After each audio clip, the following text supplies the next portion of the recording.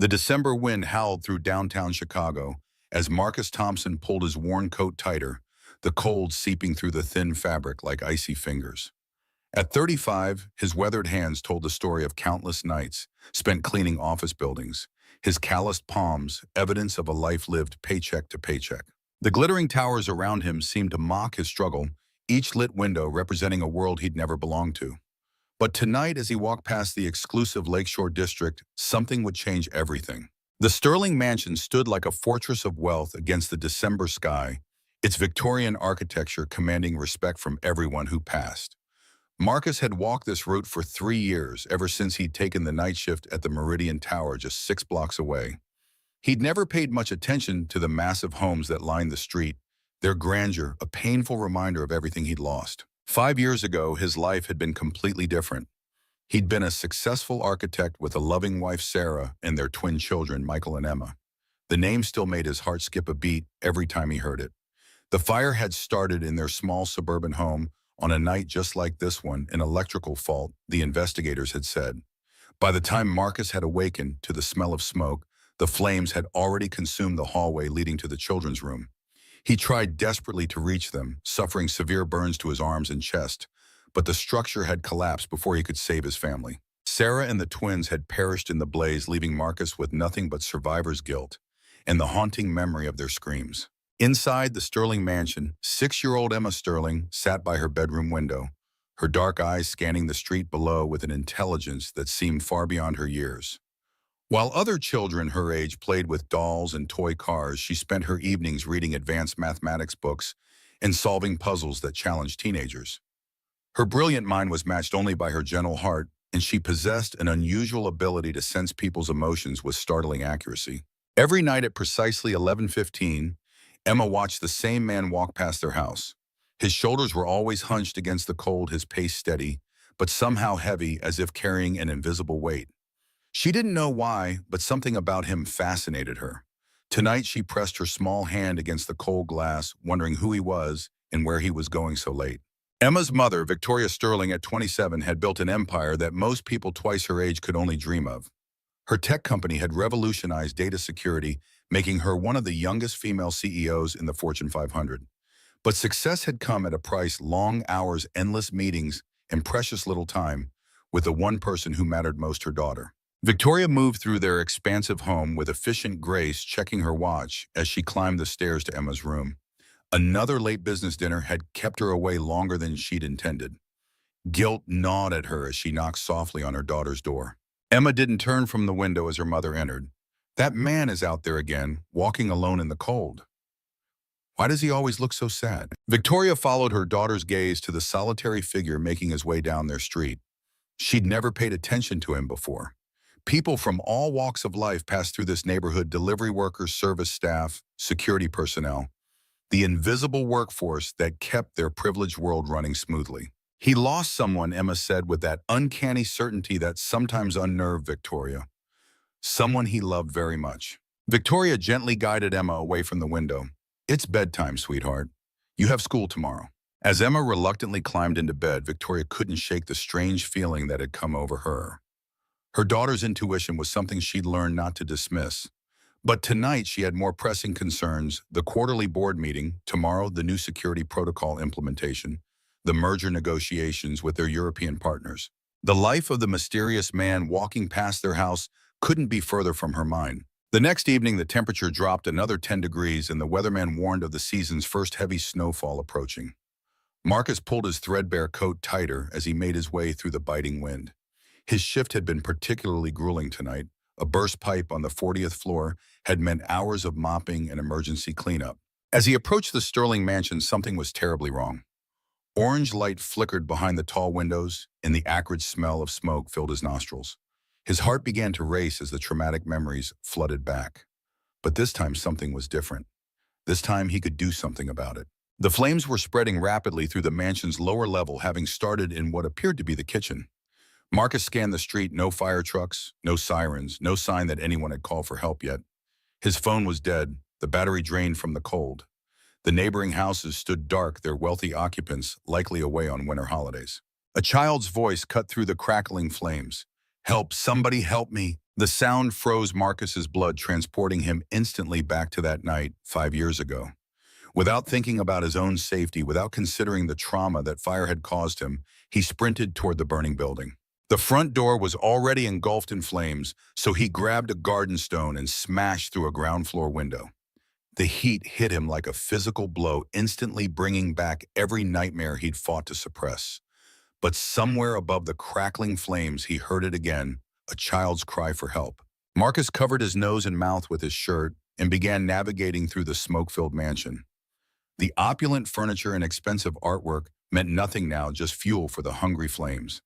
His eyes stung as he searched for the stairs, memories of his own burning home threatening to overwhelm him. I'm coming. Stay where you are. Don't try to get out on your own. Upstairs, Emma Sterling pressed herself against her bedroom door, feeling the heat radiating through the wood.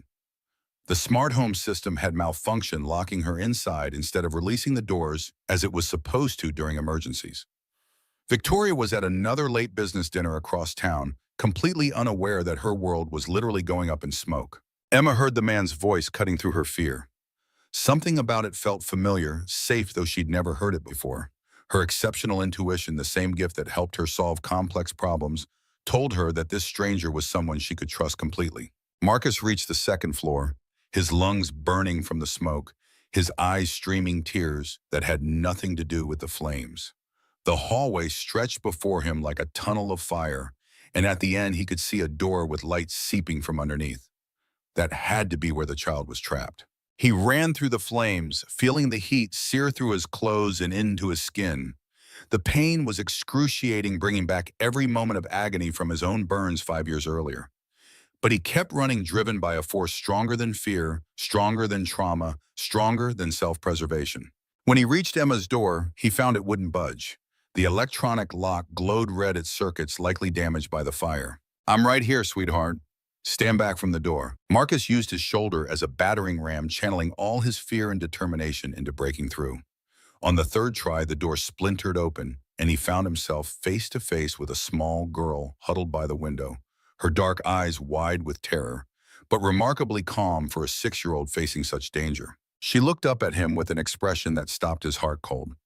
I knew you would come, she said simply, as if she'd been expecting him all along. Marcus scooped her into his arms, and in that moment, something extraordinary happened. As their eyes met, both of them felt a connection that defied explanation. For Emma, it was like looking into the face of someone she'd known her entire life. For Marcus, it was like holding one of his own children again, the child he'd been unable to save. The journey back through the burning house was a nightmare of collapsing beams and spreading flames. Marcus shielded Emma, with his body taking the brunt of the heat and smoke as they navigated the treacherous path to safety. By the time they reached the broken window he'd entered through, his face was blackened with soot, his clothes singed and torn, but Emma Sterling was alive, and that was all that mattered. As they emerged from the burning mansion, Victoria's Mercedes was just pulling into the driveway. She'd received the call from her security company and had raced home, her heart pounding with a terror she'd never experienced before. What she saw when she stepped out of her car would be burned into her memory forever. A stranger, his face obscured by smoke and ash, carrying her most precious treasure to safety. Victoria fell to her knees on the cold pavement as Marcus gently placed Emma in her arms. Mother and daughter clung to each other while the flames continued to devour their home behind them. But all Victoria could focus on was the man who had risked everything to save her child. Who are you? She whispered, looking up at Marcus through her tears. Marcus stepped back into the shadows, his work done. He was already turning to leave when Emma's small voice stopped him cold. Don't go, she said, her hand reaching toward him. Please don't go. I think I know you. The emergency room at Chicago General was a flurry of activity as paramedics rushed Emma Sterling through the automatic doors. Victoria ran alongside the gurney, her designer heels clicking frantically against the linoleum floor, her perfectly styled hair disheveled from the chaos of the night.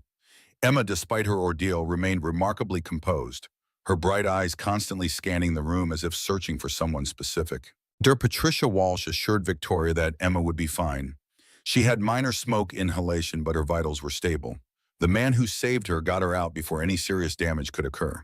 Victoria nodded, barely hearing the doctor's words. Her mind kept replaying the image of that stranger emerging from the flames with Emma in his arms, the way he'd appeared from nowhere like some kind of guardian angel, and then tried to disappear just as quickly. If Emma hadn't called out to him, he would have vanished into the night without even giving his name. "Where is he?" Victoria asked suddenly. "The man who saved Emma. Where is he?" Dr. Walsh exchanged a glance with the nurse. "He was treated for minor burns and smoke inhalation in the next room, but he left about an hour ago. He refused any extensive treatment and wouldn't give us his insurance information." Victoria felt a strange mix of gratitude and frustration. How could she properly thank someone who disappeared without a trace? How could she repay a debt so enormous when she didn't even know the man's name? Emma tugged at her mother's sleeve. "We have to find him, Mommy." Victoria looked down at her daughter, surprised by the urgency in her voice. Emma wasn't usually one to form quick attachments to strangers. In fact, she tended to be cautious and analytical around new people, much like her mother. "Find who, sweetheart?" "The man who saved me, Marcus." Victoria's surprise deepened. "How do you know his name?" Emma was quiet for a moment, her exceptional mind working to find words for feelings that seemed to transcend normal explanation. "I just do. And Mommy, he needs our help. He's very sad about something that happened a long time ago." Victoria had learned to trust her daughter's unusual insights. Emma had always been able to read people in ways that amazed and sometimes unsettled adults. If Emma said this Marcus person needed help, Victoria believed her. But finding a man with only a first name in a city the size of Chicago seemed impossible. They had no last name, no address, not even a clear memory of his face beneath the soot and ash. It was Emma who suggested they return to the scene of the fire. "He walks past our house. I've seen him before from my window. He walks past every night." Victoria was puzzled. "You've never mentioned seeing anyone before." "I didn't think it was important then," Emma replied matter-of-factly. "But now I know it was. He was supposed to save me." That evening, as the December wind whipped through the ruins of what had once been their home, Victoria and Emma waited in their car across the street. The mansion was nothing more than a blackened shell, now yellow caution tape fluttering like prayer flags around the perimeter. At exactly 11:15, just as Emma had predicted, a familiar figure appeared walking slowly down the sidewalk. Marcus stopped when he saw the ruins of the Sterling mansion, his shoulders sagging as he stared at the destruction. "There he is," Emma whispered, already opening the car door before Victoria could stop her. "Emma, wait." But her daughter was already running across the street, her small figure silhouetted against the streetlights. Victoria quickly followed, her designer boots crunching on the salted sidewalk as she hurried after Emma. Marcus looked up in surprise as Emma approached him. In the harsh glow of the streetlight, he could see her clearly for the first time. The resemblance to his lost daughter was even more striking than he'd realized in the chaos of the fire. The same dark hair, the same intelligent eyes, the same fearless spirit that had made his Emma so special. "You came back," the little girl said simply. "I was just walking by," Marcus stammered, overwhelmed by the sight of her alive and healthy. "You were checking on me," Emma said with that uncanny intuition of hers. "Just like you probably check on lots of people. That's the kind of person you are." Victoria approached more cautiously, studying the man who had risked his life for her daughter. In the streetlight, she could see the extent of his sacrifice more clearly. His hands bore fresh bandages, and there were healing burns visible on his neck, where his shirt collar had pulled away.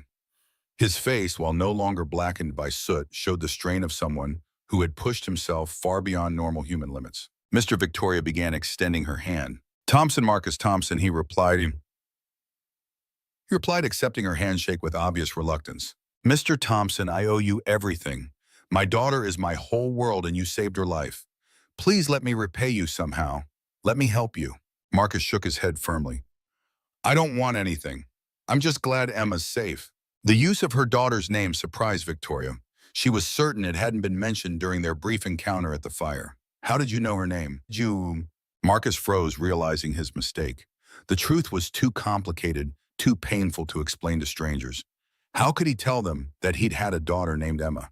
That hearing this child's name had been like a voice calling to him from the grave. "Someone at the hospital must have mentioned it," he said weakly. But Emma was studying him with those penetrating eyes of hers, and Marcus felt like she could see straight through to his soul. "You had a little girl named Emma too," she said quietly. "Didn't you?" The words hit Marcus like a physical blow. He took a step backward, his face pale in the streetlight. How could she possibly know that he'd never told anyone about his children, had never even spoken their names aloud since the funeral? "I have to go," he said, abruptly turning away. "Wait," Victoria called after him. "Please, Mr. Thompson. Emma's right, isn't she? You've lost someone. Marcus stopped but didn't turn around. His whole body was trembling, and when he spoke, his voice was barely above a whisper. I lost everything. 5 years ago, a house fire. My wife Sarah and our twins Michael and Emma. They were only 5 years old. The silence that followed was deafening. Victoria felt her heart break for this man who had suffered such an unimaginable loss and yet had still found the courage to run into flames to save her daughter. Emma walked up to Marcus and gently took his bandaged hand. That's why you saved me. You couldn't save your Emma, but you could save me. Marcus finally turned around, tears streaming down his face. She would have been your age now, 6 years old. Emma looked up at him with an expression of compassion that seemed far too mature for her years. She sent you to me. I know she did. That's why I felt like I knew you. And in that moment, standing in the shadow of the ruined mansion, 3 lives forever changed by tragedy and heroism began to intertwine in ways none of them could have imagined.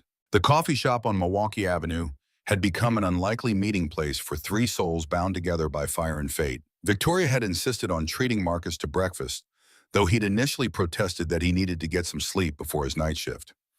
Emma had settled the matter by announcing that she wouldn't go to school until she'd properly thanked the man who saved her life. You don't have to do this, Marcus said quietly as they sat in a corner booth, his calloused hands wrapped around a steaming mug of black coffee.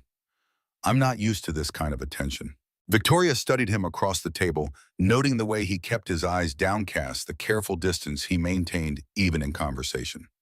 Mr. Thompson, what you did takes extraordinary courage. Most people would have called 911 and waited for the fire department. I couldn't wait, Marcus replied, his voice barely audible. I've heard those sounds before. A child calling for help in a burning building. I couldn't live with myself if I just walked away. Emma, who had been quietly coloring on the paper placemat with crayons the waitress had provided, looked up suddenly. You tried to save them, didn't you? Your Emma and Michael. Marcus's coffee mug trembled in his hands. The directness of the question coming from a 6-year-old who somehow seemed to understand things that most adults couldn't grasp left him speechless for a moment. The fire spread too fast, he finally managed. By the time I realized what was happening, the hallway to their room was already engulfed. I tried to get through. He rolled up his sleeve, revealing old burn scars that crisscrossed his forearm like a roadmap of pain. The ceiling collapsed before I could reach them. Victoria felt tears welling in her eyes as she looked at the evidence of his past trauma. Marcus, you almost died trying to save them. You can't blame yourself. But I do, Marcus said simply. Every single day for 5 years, I've blamed myself. I was their father. I was supposed to protect them, and I failed. Emma set down her crayon and looked directly at Marcus. My daddy died when I was 3, she said matter-of-factly. Mommy says it wasn't his fault that sometimes bad things just happen. But I think maybe he sent you to save me because he couldn't be here to do it himself. The observation was so profound, so unexpectedly wise that both adults fell silent. Victoria reached across the table and covered Emma's small hand with her own, amazed once again by her daughter's ability to find meaning in tragedy. Emma, sweetheart, that's a beautiful way to think about it, Victoria said gently. Marcus was staring at Emma with an expression of wonder mixed with pain. You really believe that your father somehow guided me to you? Emma nodded seriously. And I think your Emma and Michael helped too. They wanted their daddy to be a hero, so they made sure you were in the right place at the right time. The conversation was interrupted by Marcus's phone buzzing with a text message. He glanced at it and immediately stood up. I'm sorry, I have to go. My supervisor needs me to come in early tonight. What kind of work do you do? Victoria asked. Building maintenance. I clean offices mostly. Marcus pulled on his worn jacket, clearly eager to leave. Thank you for the coffee, Mrs. Sterling and Emma. He paused, looking down at the little girl who had somehow managed to crack open the protective shell he'd built around his heart. Thank you for being so brave. Your parents would be very proud. After Marcus left, Victoria and Emma sat in comfortable silence for several minutes. Finally, Emma spoke up. Mommy, we need to help him. What do you mean, sweetheart? He's been punishing himself for something that wasn't his fault. He needs a family again. Victoria was taken aback by her daughter's directness. Emma, Mr. Thompson is a grown man. He has his own life. Does he? Emma challenged, displaying the sharp logic that made her teachers marvel at her intelligence. He works at night, sleeps during the day, and walks the same route every evening. That's not living, Mommy. That's just existing. Over the next few days, Victoria found herself thinking constantly about Marcus Thompson. She'd hired a private investigator to learn more about his background, not out of suspicion, but out of a genuine desire to understand the man who had saved her daughter's life. The report that arrived 3 days later painted a picture of devastating loss and remarkable resilience. Marcus had indeed been a successful architect before the fire with his own firm and a bright future ahead of him. After losing his family, he'd sold everything, donated the insurance money to a children's burn unit, and disappeared into Chicago's working class, taking whatever jobs he could find that didn't require him to think too much or feel too deeply. But what struck Victoria most was a detail buried in the middle of the report. Marcus had been volunteering at a local homeless shelter every Sunday for the past 2 years, serving meals and helping with clothing drives. Despite his own profound loss, he was still finding ways to help others. That Sunday, Victoria and Emma found themselves at St. Vincent's Shelter on the south side, ostensibly there to make a donation, but really hoping to see Marcus. They spotted him immediately working quietly in the kitchen, his sleeves rolled up as he helped serve breakfast to the shelter's residents. "Mr. Marcus," Emma called out, breaking away from her mother and running toward him. Marcus turned in surprise, his face lighting up in a way Victoria had never seen before. "Emma, what are you doing here?" "We came to help," Emma announced, as if it were the most natural thing in the world. "Mommy brought clothes and food, and I brought some of my old toys for the kids here." Victoria approached more slowly, carrying several bags of donations. "I hope we're not intruding." Emma insisted we come. Marcus wiped his hands on his apron, clearly moved by their gesture. This is really kind of you, both of you." As they worked together serving meals and sorting donations, Victoria observed Marcus interact with the shelter residents. He knew many of them by name, listened patiently to their stories, and treated each person with dignity and respect. Children especially seemed drawn to him, perhaps sensing the gentleness that lay beneath his reserved exterior. "You're good at this," Victoria commented, as they watched Marcus help a shy little boy pick out a winter coat. "Kids are honest," Marcus replied. "They don't pretend everything's okay when it's not. They just exist in the moment. You know, I find that comforting." As the morning wore on, Emma made herself at home among the shelter children, sharing her toys and reading stories with an enthusiasm that warmed everyone's hearts. Victoria found herself watching Marcus watch Emma, seeing the way his expression softened whenever the little girl laughed or smiled. It was while Emma was playing with a group of younger children that she suddenly stopped and walked over to Marcus.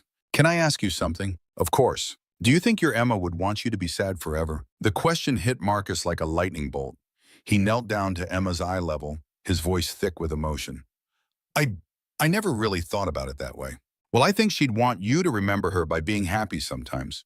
By helping other kids like you help the kids here like you helped me." Victoria felt her heart swell as she watched her daughter reach out and gently touch Marcus's scarred hand. "I think she'd want you to have a family again. Not to replace her, but to honor her memory by loving other people." Marcus was quiet for a long moment, tears threatening to spill from his eyes. When he spoke, his voice was barely a whisper. "You're a very wise little girl, Emma Sterling." "I know," Emma replied with 6-year-old confidence. "Mommy says I get it from my daddy. He was smart too." That afternoon, as they prepared to leave the shelter, Marcus surprised them both by asking, Would you like to have dinner sometime? I mean, as a thank you for all your help today." Victoria smiled. "We'd love that, Marcus, but only if you let us cook for you. It's the least we can do." As they exchanged phone numbers and made plans, none of them realized that they were being watched from across the street. A man in a dark sedan had been following Victoria's movements for several days, taking photographs and making notes. The same man who was now investigating the circumstances of the Sterling mansion fire, looking for answers that would shock everyone involved. Richard Caldwell adjusted his expensive watch as he watched the unlikely trio from his car. As Victoria's business partner at Sterling Tech, he'd been carefully monitoring her activities since the fire. The sight of her growing close to this unknown man troubled him deeply. He'd spent too long positioning himself to let some random hero derail his plans. Caldwell started his car, his mind already calculating the next move. The fire was supposed to have been a simple insurance scam, the mansion empty a controlled blaze that would look like an electrical malfunction. No one was supposed to get hurt. No one was supposed to be home, and certainly no one was supposed to play hero and bring these people together. The problem needed to be contained and quickly. 3 weeks had passed since that Sunday at the shelter, and the unlikely friendship between Marcus, Victoria, and Emma had deepened in ways none of them had expected. Victoria had rented a spacious apartment in Lincoln Park, while her insurance company processed the claim from the mansion fire, and somehow Marcus had become a regular visitor, usually arriving with takeout dinner and staying to help Emma with her homework. Tonight was different, though. Victoria had insisted on cooking, and the aroma of pot roast filled the apartment as Emma worked on a particularly challenging math problem at the kitchen table. Marcus sat beside her, patiently explaining long division in a way that made the complex concept seem simple. "You're really good at this," Victoria observed, stirring the gravy as she watched them work together. "Have you ever thought about teaching?" Marcus looked up from Emma's workbook, a shadow crossing his face. "I used to help my kids with their homework every night. Michael was struggling with reading, and my Emma was already doing multiplication at 5 years old. Just like this, Emma." "The resemblance is remarkable," Victoria said softly, noticing how her daughter had solved 3 problems while they were talking. "Sometimes when she laughs, or when she gets that determined look while she's thinking, it's like seeing a ghost," Marcus admitted, his voice thick with emotion. Emma, who had been pretending to focus on her math, suddenly looked up. "I'm not a ghost, Mr. Marcus. I'm me. But maybe your Emma helps me be brave the way my daddy helped you save me." The profound simplicity of her statement left both adults speechless. Marcus reached over and gently smoothed Emma's dark hair, a gesture that felt as natural as breathing. It was at that moment that Victoria's phone rang, shattering the domestic tranquility. The caller ID showed Detective Ray Morrison, the investigator assigned to the mansion fire case. "Mrs. Sterling, I need to see you as soon as possible." Morrison's voice was grave. "There have been some developments in your case that we need to discuss in person." Victoria glanced at Marcus and Emma, both of whom were watching her with concern. "Can't this wait until tomorrow, Detective? I have company." "I'm afraid not, ma'am. This is urgent, and it concerns Mr. Thompson as well." Victoria felt her blood run cold. "What do you mean it concerns Marcus?" "I'd rather explain in person. Can you both come down to the station tonight?" After ending the call, Victoria turned to find Marcus already standing, his face pale with a fear she'd never seen before. "Marcus, what's wrong? What could the police possibly want with you?" "I don't know," he said quietly, but his eyes told a different story. "Maybe someone saw me at the scene before the fire department arrived. Maybe they think I had something to do with starting it." Emma jumped up from her chair, her face fierce with indignation. "That's stupid. You saved me. You're a hero." But Marcus was already reaching for his jacket, his hand shaking slightly. "Victoria, I think you should go alone. If there's some kind of investigation, you don't want to be associated with me." "Absolutely not," Victoria said firmly. "We're going together. Whatever this is about, we'll face it together." The ride to the police station was tense and silent, with Emma insisting on coming, despite Victoria's attempts to leave her with a neighbor. "If Mr. Marcus is in trouble, I need to be there," she declared with 6-year-old determination. "I'm the one he saved. They need to hear from me." Detective Morrison was a weathered man in his 50s, yet with kind eyes that had seen too much tragedy over the years. He led them into a small conference room where several files and photographs were spread across the table. "Mrs. Sterling, Mr. Thompson, thank you for coming in so quickly." He began, his tone professional but not unkind.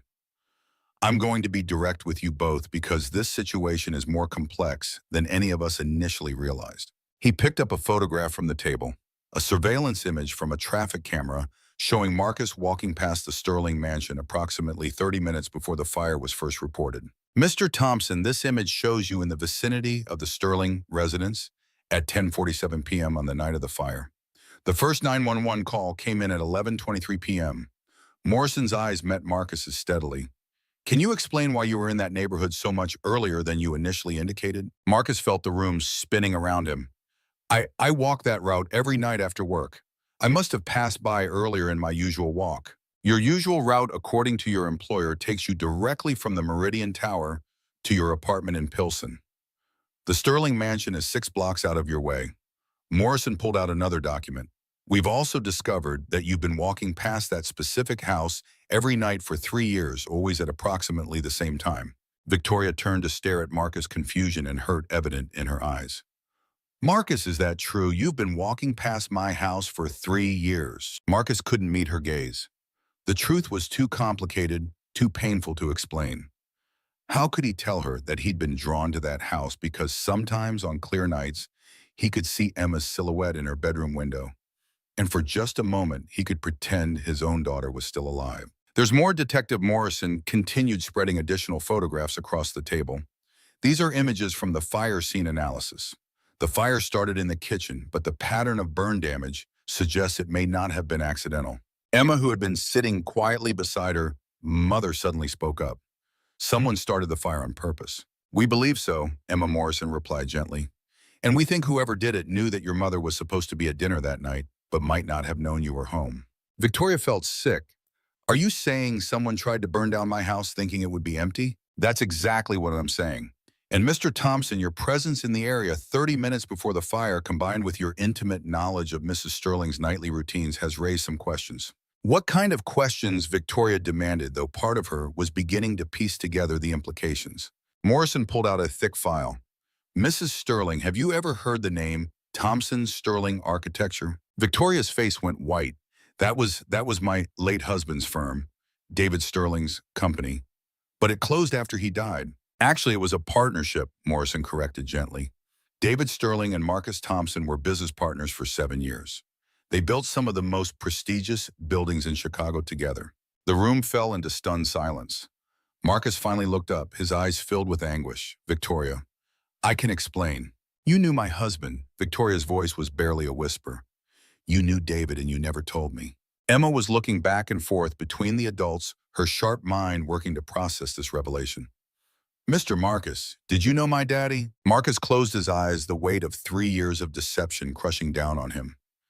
David was my best friend. He was the best man at my wedding. He and Sarah were Emma and Michael's godparents. The truth hung in the air like a physical presence. Victoria struggled to breathe as the implications became clear.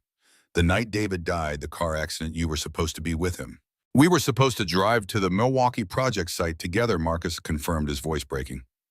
But my Emma had a fever, so I stayed home with her and Sarah. David went alone. If I had been there, if I had been driving, he might still be alive. Victoria finished the thought, the words escaping as barely more than a breath. And you feel guilty for surviving, just like with the fire. Detective Morrison cleared his throat uncomfortably. There's something else, Mr. Thompson. After your family died in the fire 5 years ago, you received a substantial insurance settlement. Our records show you donated the entire amount, nearly $2 million, to the David Sterling Memorial Fund for burn victims. Victoria stared at Marcus in shock. She'd been managing that memorial fund since David's death, never knowing that its largest single donation had come from the man now sitting across from her. Emma, displaying wisdom far beyond her years, suddenly stood up and walked around the table to Marcus. You've been watching over us, she said simply. All this time you've been making sure we were safe. Marcus looked down at the little girl, David's daughter, and felt years of guilt and grief threatening to overwhelm him. I failed your father. I should have been with him that night. I should have protected him. But you protected me, Emma said, placing her small hand on his arm. And you've been protecting Mommy too, haven't you? Walking past our house every night, making sure we were okay. Detective Morrison leaned forward. Mr. Thompson, we need to ask directly. Did you have anything to do with starting the fire at the Sterling mansion? No, Marcus said firmly, meeting the detective's eyes. I would never do anything to harm Victoria or Emma. Never. Then why didn't you tell Mrs. Sterling about your connection to her husband? Marcus looked at Victoria, his heart breaking at the pain and confusion in her eyes. Because I was a coward. Because I couldn't face telling David's widow that I let her husband down. Because I couldn't bear to see the blame in her eyes that I see in the mirror every day. Victoria was quiet for a long moment, processing everything she'd learned. Finally, she spoke. Marcus David's death wasn't your fault. It was a drunk driver who ran a red light. Even if you had been there, you both might have died. But I wasn't there, Marcus replied, just like I wasn't fast enough to save my family. I keep failing the people I'm supposed to protect. Emma climbed onto Marcus's lap, something she'd never done before. You didn't fail me, and you didn't fail my daddy either. He would be happy that you saved me. Detective Morrison watched this interaction with growing certainty about Marcus's innocence. Mr. Thompson, I believe you, but we still need to find out who did start that fire. Someone wanted to hurt the Sterling family, and they're still out there. As they left the police station that night, the dynamic between the three of them had shifted irrevocably. Victoria was quiet during the drive home, processing the revelation that the man who had saved her daughter was also connected to the husband she'd lost 3 years earlier. Are you angry with me? Marcus asked quietly as they pulled into Victoria's apartment building. Victoria was silent for a long moment. I'm angry that you didn't trust me enough to tell me the truth, but Marcus, I'm not angry about David. His death wasn't your fault any more than your family's death was your fault. Emma, who had fallen asleep in the back seat, stirred as they parked. Are we home? Yes, sweetheart, Victoria said softly. We're home. But as they walked toward the building, none of them noticed the dark sedan that had been following them or the man inside taking photographs and making notes. Richard Caldwell's face was set in a grim expression as he watched the three of them enter the building together. The situation was spinning out of control. If Marcus Thompson continued to get closer to Victoria and Emma, everything he'd worked for could be jeopardized. Something needed to be done, and soon. The real threat to their newfound family was still lurking in the shadows, and the most dangerous revelation was yet to come. The revelation about Marcus' connection to David Sterling had changed everything, but not in the way anyone expected. Instead of driving them apart, the truth had somehow brought them closer together. Victoria had insisted that Marcus stay for dinner, and as they sat around her kitchen table, the conversation flowed more naturally than it ever had before. "Tell me about David," Victoria said quietly as Emma played with her food, listening intently. "I know he was your business partner, but what was he like as a friend?" Marcus smiled for the first time since leaving the police station. "He was the most optimistic person I'd ever met. Even when we were struggling to get the firm off the ground, eating ramen noodles for dinner every night, David was convinced we were going to change the skyline of Chicago." "He did change it," Victoria said proudly. "The Millennium Cultural Center, the Riverside Medical Complex, those buildings are his legacy." "Our legacy," Marcus corrected gently. "David always insisted it was a partnership, even though he was clearly the visionary. I was just the guy who figured out how to make his dreams structurally sound." Emma looked up from her plate. "Daddy designed buildings, beautiful buildings." Marcus nodded, his expression softening as he addressed Emma directly. "He used to say that architecture wasn't just about creating spaces for people to live and work. It was about creating spaces where people could dream." As the evening wore on, Marcus shared stories about David that Victoria had never heard. How he'd insisted on including playgrounds in every residential project they designed. How he'd spend his lunch breaks sketching ideas for low-income housing that would give families dignity along with affordability. How he'd been planning to propose to Victoria with a custom-designed house that would be their forever home. "He was designing a house for us?" Victoria asked, tears in her eyes. Marcus nodded. He'd been working on it for months. It was going to be a surprise wedding gift. "He showed me the plans the day before." His voice trailed off. "The day before he died," Victoria finished softly. "He was so excited about your future together, about the family you were going to build." When Emma was born, Marcus paused, looking at the little girl, who was now drawing architectural sketches on her napkin. "David called me from the hospital at 3:30 a.m., crying with joy. He said she was the most beautiful thing he'd ever seen, and he couldn't wait to teach her about buildings and bridges and how to make the world a better place." Emma looked up with shining eyes. "He wanted to teach me about buildings. He had so many plans for you, sweetheart," Marcus said gently. "He was going to build you the most amazing treehouse with secret passages and reading nooks and a telescope for stargazing." Victoria wiped her eyes, touched by these glimpses into the future David had envisioned, but never got to live. "Marcus, why didn't you ever reach out after he died? I would have wanted to know these things." Emma should have known about her father's dreams for her. Marcus looked down at his hands, the old shame and guilt flooding back.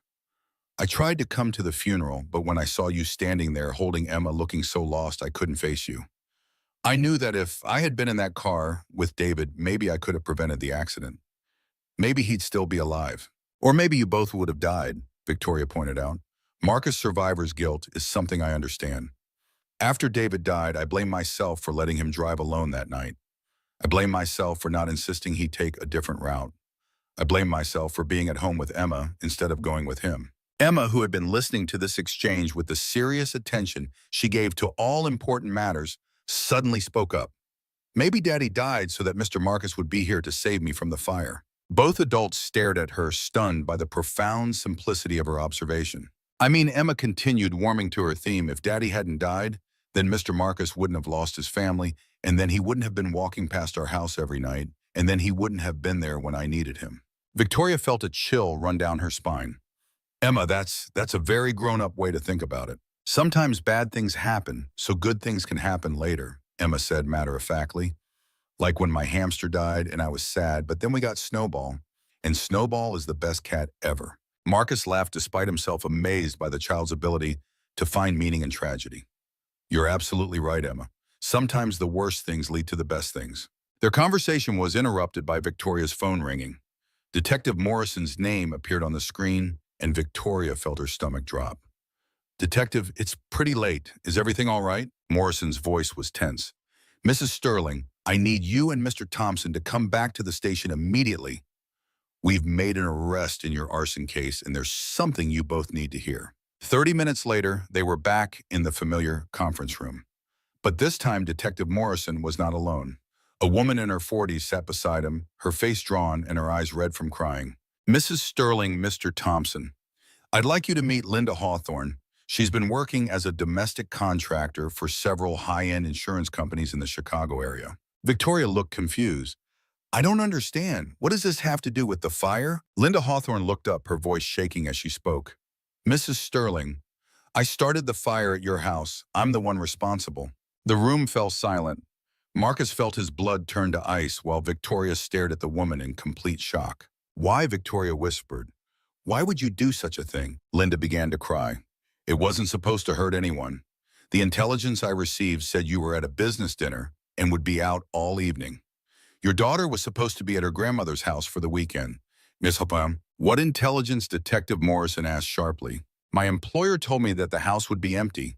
It was supposed to be a simple insurance fraud case. Start a small fire in the kitchen, make it look electrical, collect a hefty payout. No one was supposed to get hurt." Victoria leaned forward, her face pale. "Who hired you? Who wanted my house burned down?" Linda Hawthorne looked directly at Victoria, her next words changing everything they thought they knew about the case. "Your business partner, Richard Caldwell." Victoria felt the world spinning around her. "Richard, that's impossible. Richard would never." "Mrs. Sterling," Detective Morrison interrupted, "we've been investigating Mr. Caldwell's finances. Your company has been hemorrhaging money for the past 6 months due to some very bad investments he made without your knowledge. He stood to collect a substantial insurance payout from the destruction of your personal assets. Money he desperately needed to cover his embezzlement." "Embezzlement," Victoria's voice was barely a whisper. "He's been systematically stealing from Sterling Tech for over a year. The mansion fire was supposed to provide enough insurance money to replace what he'd taken before the next quarterly audit revealed the missing funds." Marcus reached over and took Victoria's hand, feeling her trembling beneath his touch. "Victoria, I'm so sorry." Linda Hawthorne was sobbing now. "I never would have taken the job if I'd known a child was in the house. When I heard on the news that a little girl had almost died," she looked directly at Emma, who was sitting quietly beside her mother. "I'm so sorry, sweetheart. I never meant for you to get hurt." Emma, displaying the same remarkable composure she'd shown throughout this ordeal, looked at Linda with curious rather than angry eyes. "Why did you need the money? Were you in trouble?" Linda was taken aback by the directness of the question. "My daughter has leukemia. The experimental treatment she needs costs more than I could ever afford. Mr. Caldwell promised me $50,000 if I could make the fire look like an accident." The room fell silent as everyone processed this information. Here was a mother who had committed a crime to save her child's life, just as Marcus had risked his life to save Emma. Victoria looked at Linda with a mixture of anger and compassion. "How old is your daughter?" "She's 7. Her name is Amy." Emma immediately perked up. "Is she going to be okay?" "I don't know," Linda admitted. "Without the treatment." Victoria was quiet for a long moment, and Marcus could see her brilliant mind working through the moral complexities of the situation. Finally, she spoke. "Detective Morrison, what will happen to Mrs. Hawthorne?" "She's cooperating fully with our investigation of Mr. Caldwell. Her sentence will depend on a number of factors, including the extent of her cooperation and the circumstances that led to her actions." Victoria looked at Linda Hawthorne, a mother who had made a desperate choice to save her child, just as Marcus had made a heroic choice to save Emma. "Mrs. Hawthorne, I want you to know that I don't blame you for what you did. A mother will do anything to protect her child. I understand that." Linda looked up in surprise. You forgive me." "I forgive you, and I want to help Amy get the treatment she needs." Marcus squeezed Victoria's hand, proud of her compassion, even in the face of betrayal. Emma smiled broadly, clearly approving of her mother's decision. But the biggest shock was yet to come. As Detective Morrison prepared to conclude the meeting, he pulled out one final file. "There's one more thing," he said solemnly. "In investigating Mr. Caldwell's finances, we discovered something else, Mr. Thompson. The fire that killed your family 5 years ago, it wasn't an accident either." Marcus felt the blood drain from his face. "What do you mean?" "Richard Caldwell had taken out a substantial insurance policy on Thompson Sterling Architecture shortly before your partner David Sterling's death. When David died and you dissolved the partnership, Caldwell found himself with a worthless policy. He needed to create a situation where he could collect on a different policy, one he'd secretly taken out on your personal assets." The room was spinning. Victoria gripped Marcus's hand tighter as the detective continued. Richard Caldwell hired the same contractor who would later work for him on the Sterling Mansion fire. Your family's deaths, Mr. Thompson, were not accidental. They were murder. The revelation that Richard Caldwell had been responsible for both fires hit the room like a physical blow. Marcus sat in stunned silence, his mind reeling, as 5 years of guilt and self-blame crumbled around him. Victoria felt sick to her stomach, realizing that her trusted business partner had not only betrayed her company, but had been a cold-blooded killer. Emma, with the remarkable intuition that had guided her throughout this ordeal, walked over to Marcus and climbed into his lap. It wasn't your fault, she said, simply wrapping her small arms around his neck. It was never your fault. Marcus held her close, tears streaming down his face, as the weight of years of undeserved guilt finally lifted from his shoulders. My babies, he whispered. My Sarah, my Michael, my Emma. They didn't die because I failed them. They died because a monster wanted money. Detective Morrison cleared his throat gently. Mr. Thompson, I know this is a lot to process, but I need you to know that we have enough evidence to charge Richard Caldwell with the multiple counts of murder, conspiracy, arson, and embezzlement. He's going to prison for the rest of his life. Where is he now? Victoria asked, her voice barely controlled. In custody. He was arrested 3 hours ago at O'Hare Airport trying to board a flight to the Cayman Islands with forged documents and nearly $2 million in cash. Linda Hawthorne looked up from her own tears. I'm so sorry. If I had known what kind of man he really was, if I had known about your family, Mr. Thompson, I would never have agreed to work for him. Marcus looked at her with surprising compassion. You were trying to save your daughter's life. I can't fault you for that. Victoria stood up suddenly, pacing to the window as she processed everything they'd learned. 5 years, she said quietly. For 5 years, I've been in business with the millionaire who murdered David's best friend and his family. For 5 years, I've trusted him with my company, my livelihood, my daughter's future. Marcus gently set Emma aside and walked over to Victoria. He fooled everyone. Even David trusted him completely. But David didn't know what Richard was capable of, Victoria said, turning to face him. Marcus, if David hadn't died in that car accident, Richard would have found another way to get to the insurance money. He might have killed David too. The thought sent a chill through the room. Emma, who had been listening with the serious attention she gave to all important matters, spoke up once again.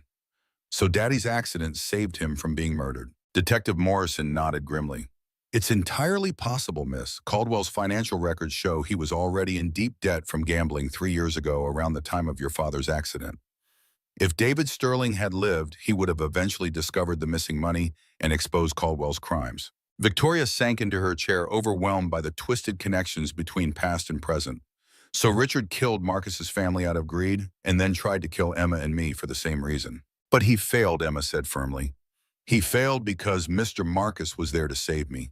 Because Daddy and Sarah and Michael and the other Emma were watching over us. Marcus knelt down beside Emma's chair, looking into her wise 6-year-old eyes. Do you really believe that? That somehow all of this was meant to happen? Emma nodded solemnly. I think the people who love us never really go away. They find ways to take care of us even when we can't see them. Linda Hawthorne wiped her eyes and looked at Victoria. Mrs. Sterling, I know I have no right to ask anything of you, but my daughter Amy. Victoria didn't hesitate. Detective Morrison, what needs to happen for Mrs. Hawthorne to get the help she needs for her daughter? Her cooperation in the Caldwell case will likely result in a suspended sentence and community service. She'll be able to care for Amy during her treatment. Victoria pulled out her phone and made a quick call. When she hung up, she looked at Linda with a gentle smile. I've just arranged for Amy to be admitted to Children's Memorial Hospital. The experimental treatment she needs will be fully funded through the David Sterling Memorial Foundation. Linda began crying again, but this time they were tears of gratitude and relief. I don't understand. Why would you help me after what I did? Emma answered before her mother could speak. Because that's what families do. They help each other even when it's hard. Marcus looked at Emma with wonder. Families. Emma looked between Marcus and her mother, her expression serious but hopeful. We are a family, aren't we? Maybe not the regular kind, but the kind where people love each other and take care of each other. Victoria felt her heart swell as she looked at this man who had saved her daughter's life, who had carried the guilt of 2 tragedies that weren't his fault, who had quietly watched over them for 3 years without expecting anything in return. Marcus, she said softly, Emma's right. We are a family. We've been a family since the night you carried her out of that fire. Marcus stood up, his voice thick with emotion. Victoria, I need you to know that I never hoped for anything like this. I was content just knowing that you and Emma were safe. I know, Victoria replied, taking his scarred hands in hers. That's exactly why you deserve to be loved again. That's why David would approve of this. Why Sarah and your children would want this for you. Emma jumped up and wrapped her arms around both of them. Group hug. That's what families do. Detective Morrison smiled as he watched the three of them embrace, thinking about how rare it was in his line of work to witness something so purely good emerging from tragedy. Linda Hawthorne watched with tears of joy, amazed that her attempt to harm this family had somehow led to their healing. The next morning, Victoria sat in her home office staring at the Sterling Tech quarterly reports. With her background in data security, she had the skills to dig deeper than the surface numbers Caldwell had presented at board meetings. What she found made her stomach churn. The embezzlement went back not months, but years nearly to the founding of the company. Small amounts at first carefully disguised as operational expenses, then larger sums as Caldwell grew bolder and his gambling debts mounted. Marcus found her there surrounded by spreadsheets and financial records. His face showed concern as he set down a cup of coffee beside her. Victoria, you've been at this all night. You need to rest. She looked up at him, her eyes red from exhaustion and tears. He stole from me from the beginning, Marcus. From the company David and I built together. All these years, I thought I was honoring David's memory by making Sterling Tech successful, and all along Richard was stealing from us both. Marcus pulled up a chair beside him. David would be proud of what you've built, regardless of Caldwell's betrayal. The company is still yours. The vision is still yours. Victoria rubbed her temples. The board meeting is tomorrow. I have to tell them everything. There will be fallout investigations, possibly lawsuits from investors. The company might not survive this. It will, Marcus said with quiet confidence. Because you're stronger than Caldwell's crimes. This company isn't about balance sheets and profit margins. It's about David's vision and your brilliance making the world more secure.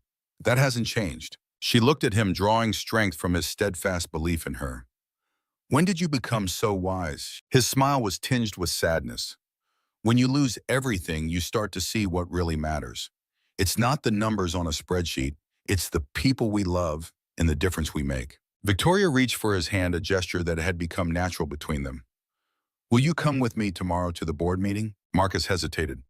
Victoria, I'm not exactly board meeting material these days. I clean office buildings for a living now. You were one of Chicago's most respected architects. You built structures that will stand for generations. More importantly, she squeezed his hand. I need someone I can trust completely in that room. Marcus nodded slowly. Then I'll be there. Emma appeared in the doorway, rubbing sleep from her eyes. Are you guys talking about boring grown-up stuff? Victoria smiled at her daughter. Actually, we're talking about Mr. Marcus coming to a very important meeting with me tomorrow. Emma brightened. Can I come too? Marcus chuckled. I'm afraid they don't allow brilliant 6-year-olds at corporate board meetings squirt. Emma considered this with her usual seriousness. Well, that's a silly rule. I'm way smarter than most grown-ups. Victoria and Marcus exchanged a look of shared amusement and affection. Just then, Victoria's phone rang. It was Detective Morrison.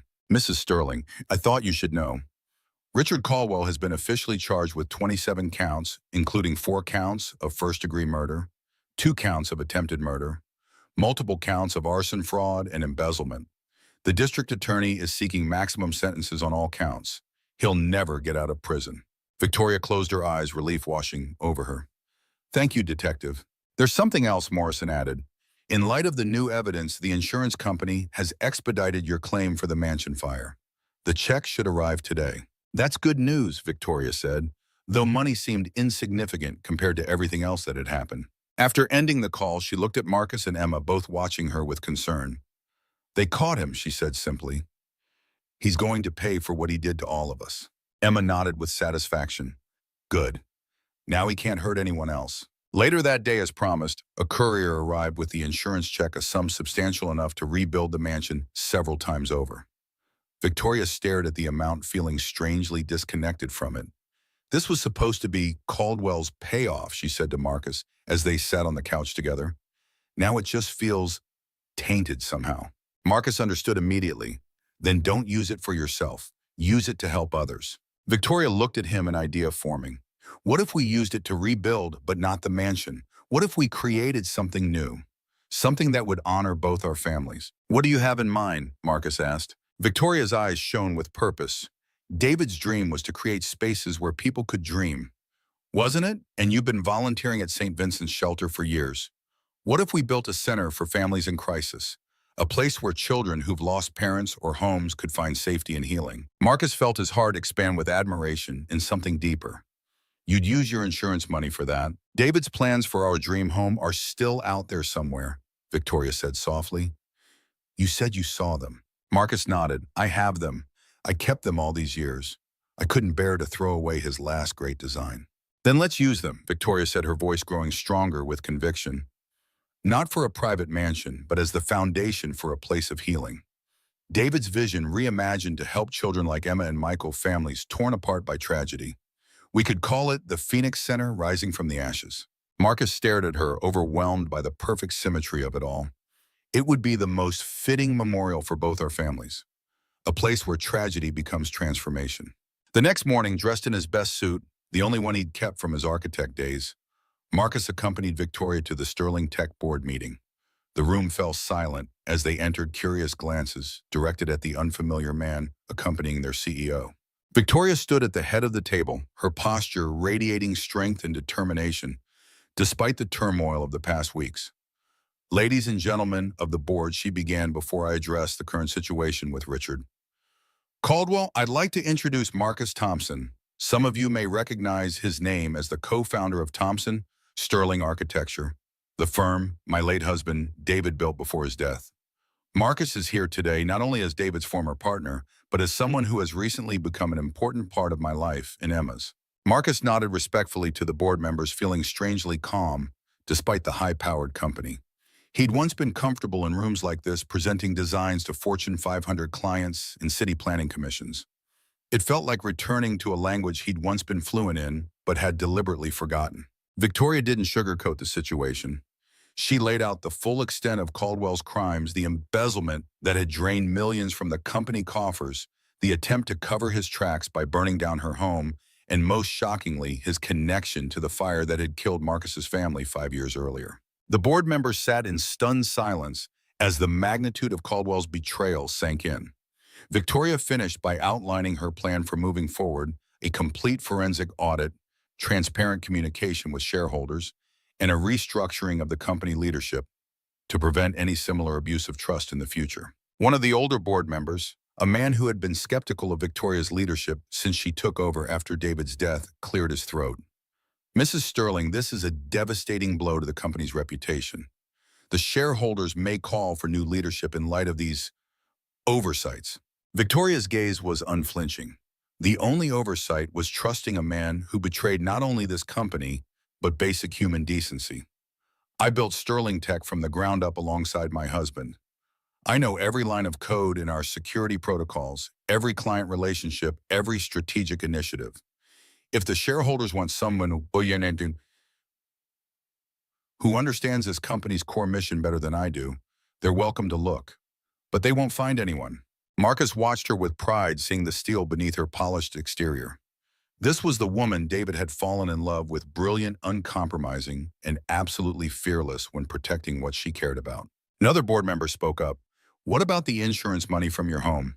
There could be questions about using company resources to investigate a personal matter. That's actually the other announcement I wanted to make today, Victoria said, her voice softening slightly. The insurance settlement for my home will be used to establish the Phoenix Center, a nonprofit organization dedicated to helping families who have experienced tragic loss, particularly children. She gestured toward Marcus. Mr. Thompson and I will be co-founding this initiative using architectural plans originally designed by my late husband. The boardroom erupted in murmurs, some approving, others still uncertain. But Victoria had effectively changed the narrative from scandal to redemption, from loss to renewal. As they left the meeting, Marcus squeezed her hand. You were magnificent in there. David would have been so proud. Victoria leaned slightly against him, allowing herself a moment of vulnerability now that they were alone in the elevator. I couldn't have done it without knowing you were there. Having you beside me felt like having both the past and the future supporting me at once. The elevator doors opened, and they stepped out into the lobby together, ready to face whatever came next, not as individuals carrying separate burdens of grief, but as a unit forged in fire and tempered by truth. That evening, a messenger arrived at Victoria's apartment with a thick tube. Inside were David's original architectural drawings for what would have been their family home, the plans Marcus had kept all these years.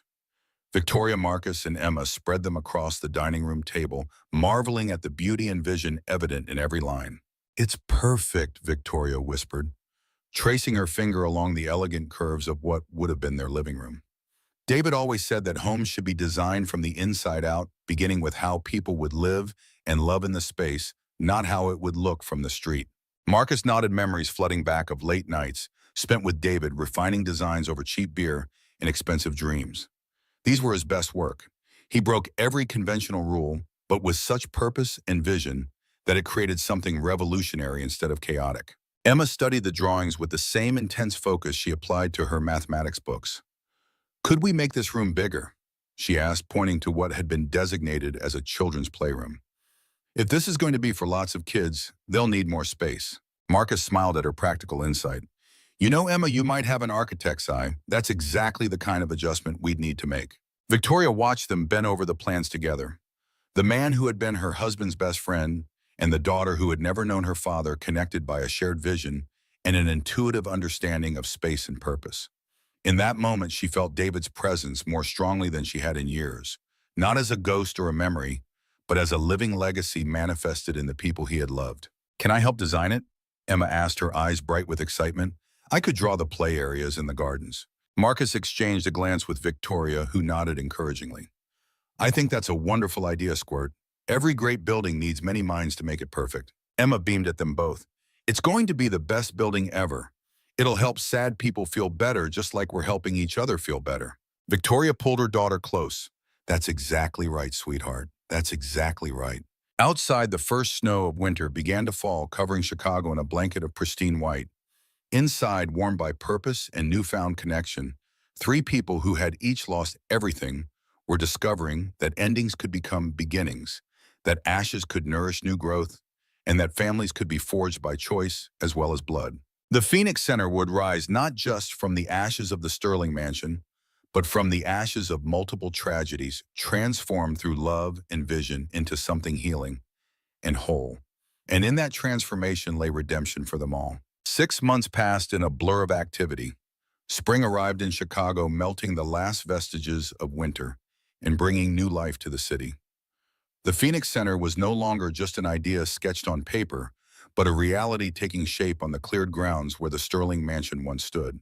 The groundbreaking ceremony had attracted media attention, partly due to the connection with Victoria Sterling's high-profile tech company, partly because the story behind the center had captured public imagination. A successful businesswoman and a maintenance worker, both touched by tragedy building a haven for families in crisis, it was the kind of narrative that resonated in a city too often defined by its divisions. Marcus stood at the edge of the construction site, watching the workers lay the foundation for what would become the central atrium.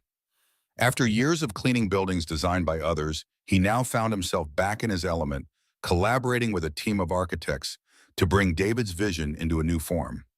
The original residential designs had been transformed into a multi-purpose center with living quarters for displaced families, therapy rooms, educational spaces, and gardens designed with Emma's input. Victoria approached, hard hat in hand, having just finished a meeting with the construction foreman.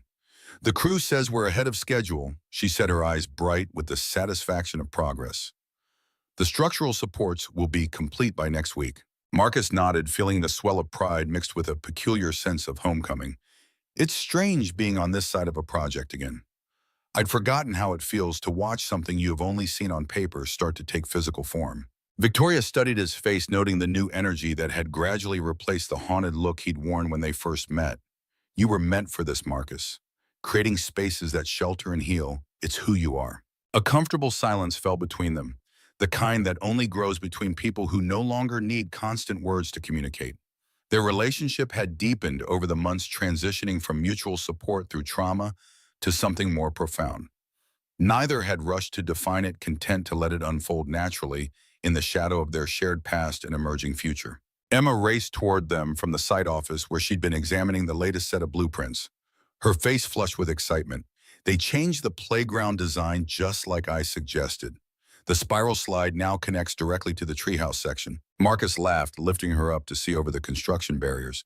That's because your design made more sense than the original. You've got your father's eye for how spaces flow together. The casual reference to David no longer brought pain to any of them. Over time, they'd learned to speak of the dead not as absent ghosts, but as beloved influences who remained part of their ongoing story. Sarah, Michael, and Marcus's Emma were mentioned with the same natural inclusion, their memories honored rather than avoided. Victoria's phone buzzed with an incoming call. She stepped away to answer it, her expression shifting to one of focused concern. Marcus recognized the look business complications at Sterling Tech, which was still navigating the aftermath of Caldwell's betrayal. Despite the board's initial vote of confidence, some shareholders had pushed for new leadership, arguing that Victoria should have detected the fraud earlier. She returned with a tight smile that didn't reach her eyes. The SEC wants another round of interviews about Caldwell's accounting practices. Apparently, they're expanding the investigation to include some of our overseas partners. You'll get through it, Marcus assured her. Sterling Tech is stronger than Caldwell's crimes. Victoria nodded, though weariness shadowed her features. Sometimes I wonder if trying to save both the company and build the Phoenix Center was too ambitious. There are days when I feel pulled in too many directions. Marcus understood the weight she carried. Unlike him, who had walked away from his professional identity after tragedy, Victoria had maintained hers while adding new dimensions to her life. It was a different kind of courage, one he admired deeply. That's why we're a team, he said simply. When one of us falters, the others step in. Emma, who had been pretending not to listen to adult conversations as usual, nodded seriously. That's what families do. They hold each other up when things get wobbly. Victoria's expression softened as she looked at her daughter. Emma's wisdom continued to surface in unexpected moments, offering clarity when complexity threatened to overwhelm. Later that afternoon, as they prepared to leave the construction site, Detective Morrison's unmarked police car pulled up alongside them. The detective had become something of a familiar presence in their lives, keeping them updated on Caldwell's case as it moved through the judicial system. I thought you'd want to hear this in person, Morrison said as he approached, his weathered face uncharacteristically animated. Caldwell's taking a plea deal, full confession to all charges in exchange for avoiding the death penalty. The news hit Marcus with unexpected force. For months, he'd steeled himself for a lengthy trial, preparing to relive the most painful chapters of his life in open court. The prospect of that ordeal suddenly dissolving left him dizzy with relief. He's confessing to everything, Victoria asked, her voice tight with disbelief. The embezzlement, the arson, the murders? Morrison nodded. His lawyers finally convinced him the evidence was overwhelming.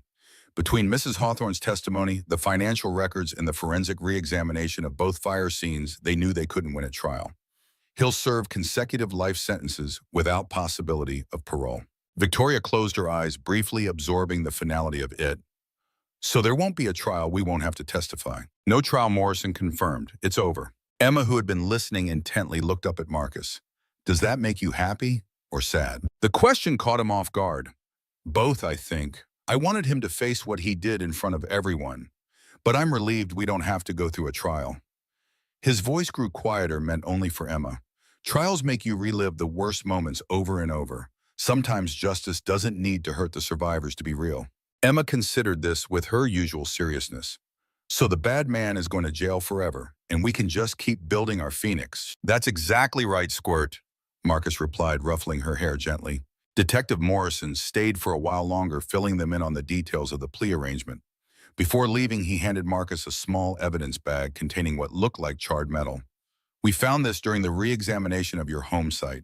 The forensic team believes it might have been a wedding ring. Marcus stared at the blackened band, recognition hitting him like a physical blow. It was Sarah's ring, the one that had been on her finger that night. 5 years of fire investigation, and they'd never found it before.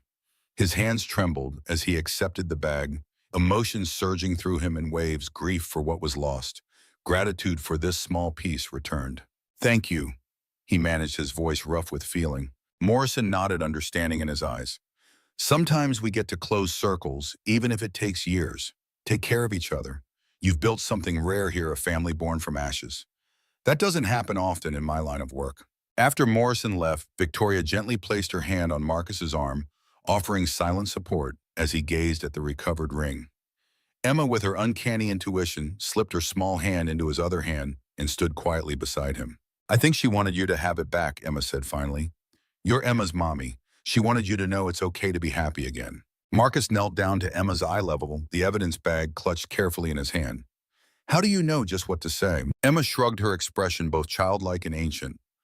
I just listened to the quiet part inside me. It usually knows things. That evening in Victoria's apartment, Marcus sat alone on the balcony long after Emma had gone to bed.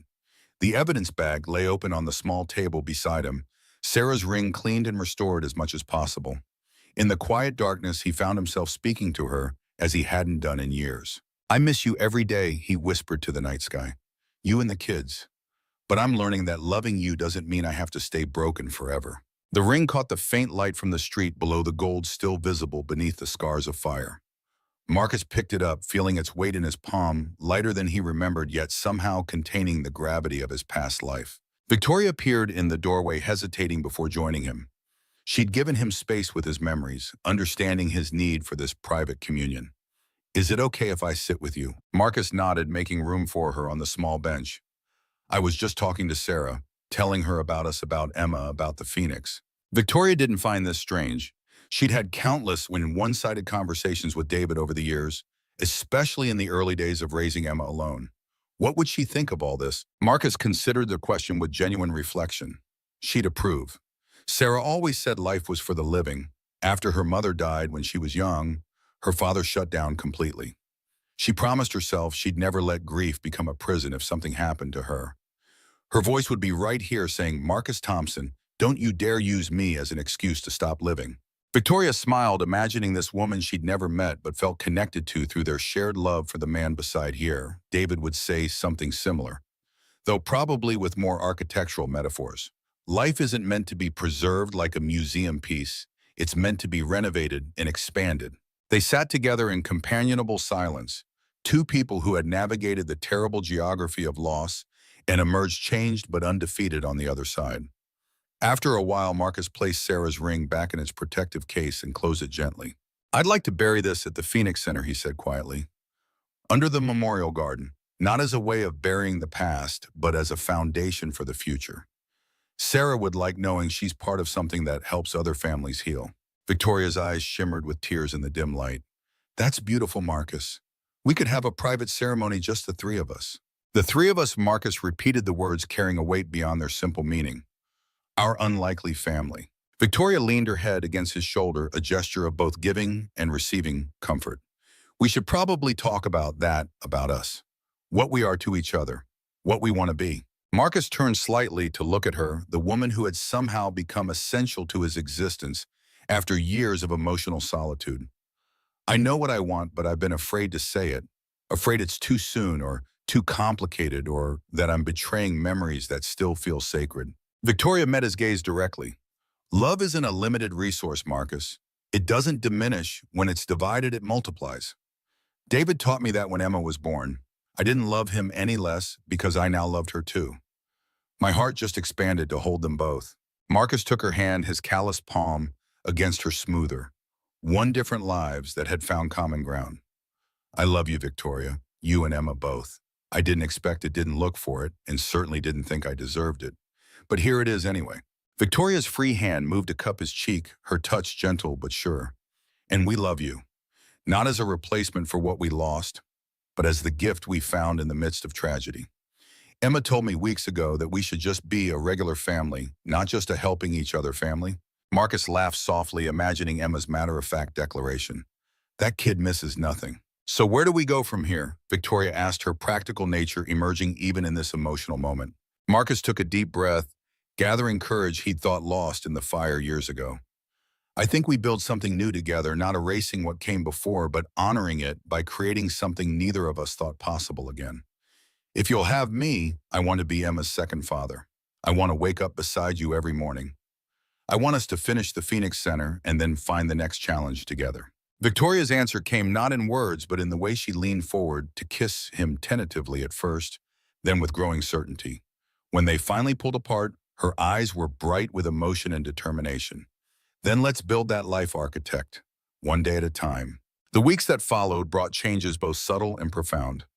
Marcus moved his few possessions from his sparse Pilsen apartment into Victoria's space, which gradually transformed from her home to their home. Through small adjustments, his books on the shelves beside hers, his tools in the closet, his preference for strong coffee acknowledged in the morning routine. Emma accepted these changes with her typical practicality, treating Marcus's permanent presence as the natural evolution of their existing arrangement. The only adjustment she requested was permission to call him Dad Marcus instead of Mr. Marcus, a distinction that brought tears to his eyes the first time she used it. The Phoenix Center continued to rise from the ground, its innovative design drawing attention from architectural publications and social service organizations alike. Marcus found himself giving interviews alongside Victoria, explaining how David Sterling's residential concepts had been adapted into a healing environment for traumatized families. One rainy Tuesday, as they reviewed the latest construction updates in the site trailer, Victoria received an unexpected call from Linda Hawthorne. The woman's voice trembled with emotion as she shared her news. Amy's doctors just confirmed she's in full remission. The experimental treatment worked. My daughter is going to live. Victoria's face lit with genuine joy. Linda, that's wonderful news. How is she feeling? Strong enough to start school again in the fall. Linda replied, audible tears in her voice. I don't know how to thank you for giving us this chance. When I think about what I almost did to your family, Victoria interrupted gently, you've more than made amends through your testimony against Caldwell and your volunteer work at the Children's Hospital. Some decisions can be redeemed, Linda. You're proof of that. After the call ended, Marcus watched emotions play across Victoria's face, satisfaction, vindication, and something deeper that looked almost like peace. You gave that family their future back. Victoria shook her head. We all did. Your forgiveness mattered as much as my funding. Emma's example of compassion showed us both what was possible. Marcus leaned against the trailer's desk, considering how far they'd all come from that first night in the burning mansion. Speaking of Emma's compassion, did she tell you about her latest project? She's organizing a drive at her school to collect toys and books for the Phoenix Center's children's wing. Victoria smiled with maternal pride. She mentioned it might be a big deal, but wouldn't give me details. Apparently, I'm not supposed to help because, and I quote, mommies always try to fix things and kids need to learn to do important things themselves. Marcus chuckled, recognizing Emma's determined independence. She's got the entire second grade involved, plus most of the third and fourth grades. Her teacher called me yesterday a bit overwhelmed by Hurricane Emma's organizational fervor. She gets that from David. Victoria said, a familiar warmth in her voice when speaking of her late husband. He could mobilize an entire architectural firm around a pro bono project with just one impassioned speech. And from you, Marcus added, I've seen you rally the Sterling Tech team through this entire Caldwell aftermath. Emma comes by her leadership skills honestly. The conversation shifted to practical matters. Construction, timelines, budget considerations, staffing, plans for when the center would open. They worked in easy synchronicity, each contributing their strengths to solve problems as they arose. Victoria's analytical mind complemented Marcus's practical experience, while both shared a vision of what the Phoenix Center could become. 3 days later, they received word that the first wing of the center would be ready for inspection. Walking through the nearly completed spaces felt surreal to Marcus, seeing David's distinctive architectural elements adapted and transformed. Recognizing how his own technical contributions had shaped the execution, feeling Emma's influence in the child-centered details throughout the design. Victoria ran her hand along a curved wall that would eventually house a memorial to families lost to violence and tragedy. This was David's signature move, the embracing curve. He said straight lines were efficient, but curved ones were human. Marcus nodded, memories surfacing of late-night design sessions with his former partner. He always said architecture should feel like a physical embrace, protective but not confining. They continued their inspection, making notes and adjustments, professional focus temporarily overtaking personal emotion. As they reached the central atrium, the heart of the building where families would gather for meals and community events, Emma's voice echoed from the entrance. Dad, Marcus, Mom, you have to come see. They hurried back to find Emma standing with Detective Morrison, who held a large package under his arm. Morrison's typically serious expression had softened into something approaching satisfaction. We found this in Caldwell's storage unit during the asset forfeiture search. He explained, carefully unwrapping the package.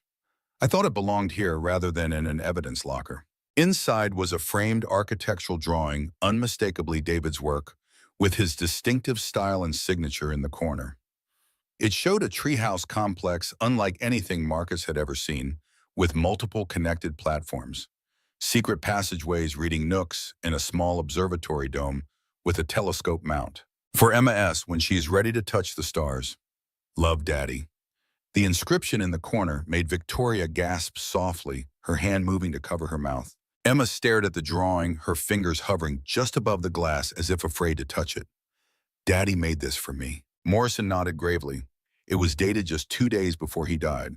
Caldwell must have taken it from his office afterward. There are construction notes on the back. He was planning to build it for your 6th birthday. Victoria knelt beside Emma, arm around her shoulders as they both studied the detailed drawing. He was thinking about you, planning for your future even then. He wanted you to have special places to dream in. Emma leaned against her mother, absorbing this tangible connection to the father she barely remembered. Can we build it here at the Phoenix so other kids can use it too? Marcus exchanged a glance with Victoria, seeing the same thought reflected in her eyes. I think that's exactly where it belongs, Squirt. Right in the center of the healing garden. Morrison left them with the recovered drawing and the promise to keep them updated on the final disposition of Caldwell's case.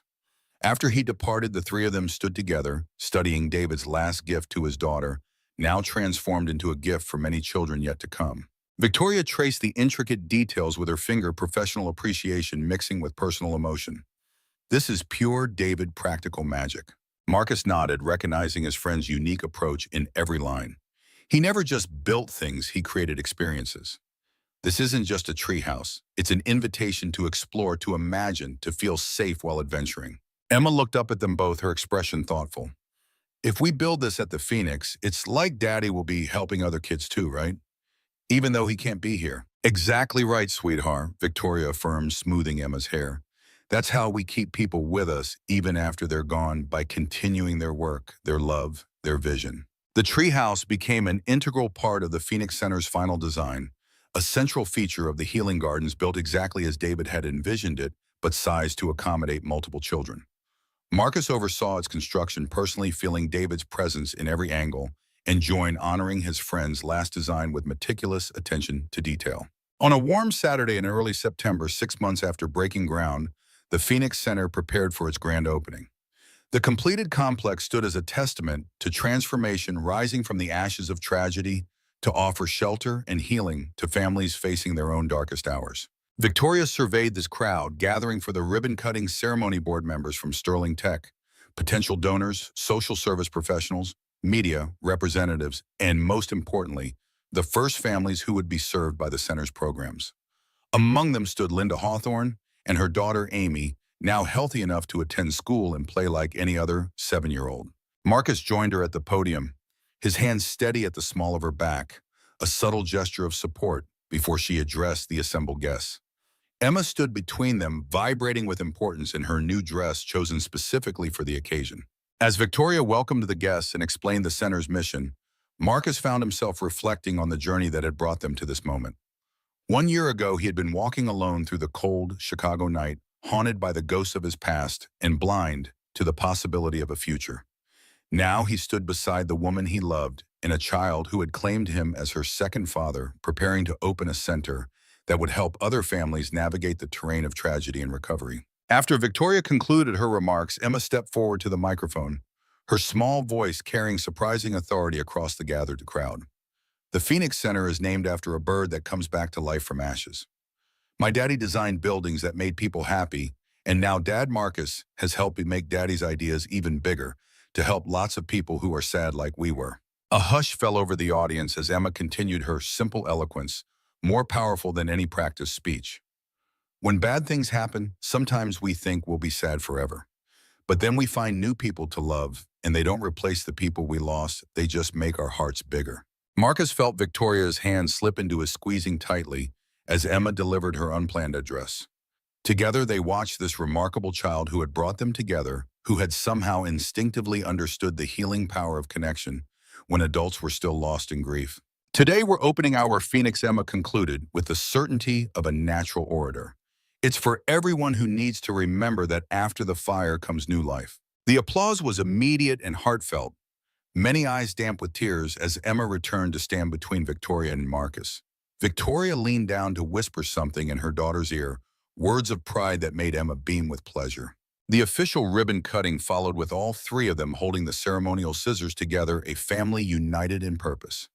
As the red ribbon fell and the doors of the Phoenix Center officially opened, Marcus felt a sense of completion, unlike anything he'd experienced since before the fire that had claimed his first family. Later that evening, after the guests had departed and the first resident families had settled into their temporary apartments, Marcus, Victoria, and Emma walked through the quiet building. Their footsteps echoed in the central atrium, now illuminated only by strategic lighting that accentuated David's graceful architectural lines. "We did it," Victoria said softly, her voice reverberating slightly in the open space. "It's everything we hoped it would be." Marcus nodded, taking in the culmination of months of planning, building, and healing. "More than that, it's a beginning, for the families who will come here and for us." Emma ran ahead to the glass doors leading to the healing garden, where David's treehouse stood silhouetted against the twilight sky. Its wooden platforms and connecting bridges formed a delicate network among the trees, strong enough for safety, but light enough to feel like flight. "Can we go up? Just us?" Emma called back to them, "to say thank you to everyone who helped us build it." Victoria and Marcus exchanged a smile, understanding Emma's need for this private moment of acknowledgement.